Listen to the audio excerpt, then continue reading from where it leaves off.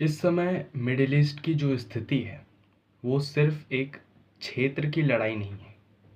अगर हालात बिगड़े तो इसका असर पूरी दुनिया पे होगा। इन सब को समझने से पहले हमें एक चीज़ और समझनी होगी कि ये स्टेट ऑफ हॉर्मोन्स है क्या। आपने न्यूज़ में बहुत जगह इसका नाम सुना होगा।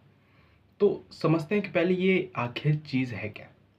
ये एक बहुत ही सक्रिय समुद्री पट्टी है जो पर्शियन गल्फ को गल्फ ऑफ ओमान से जोड़ती है। आप जब मैप में इसको देखोगे तो ये ज़्यादा बड़ा नहीं है, ठीक है। एक सकरा हुआ रास्ता आपको दिखाई देगा। आपको मैं मैप लगा दूंगा आप जिससे अच्छी तरीके से समझ पाओगे।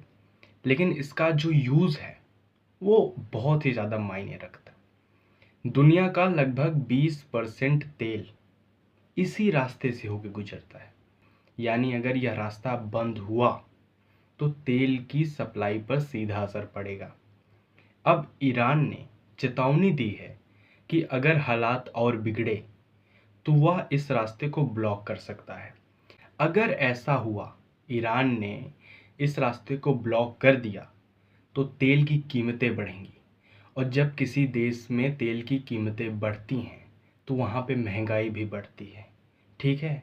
ओवरऑल पूरी दुनिया में जो है महंगाई बढ़ जाएगी। अर्थव्यवस्था में उथल पुथल आपको देखने को मिल सकता है।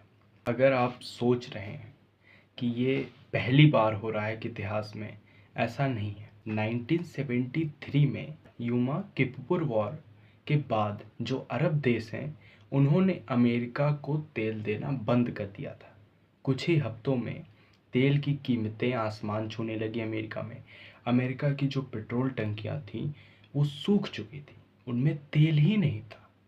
पूरे अमेरिका में तेल का शौक लग गया था अमेरिका को, क्योंकि अब तेल मिल ही नहीं रहा था।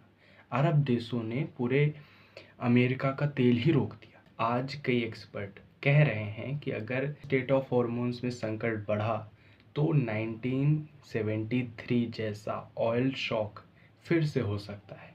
लेकिन इस बार असर पूरी दुनिया पे होगा। भारत के लिए क्यों चिंता की बात है? क्योंकि भारत अपना ज़्यादातर जो तेल और गैस है उसको बाहर से मंगवाता है। सप्लाई रुकी या महंगी हुई तो petrol, diesel, gas cylinder, fertilisers सब महंगे हो सकते हैं।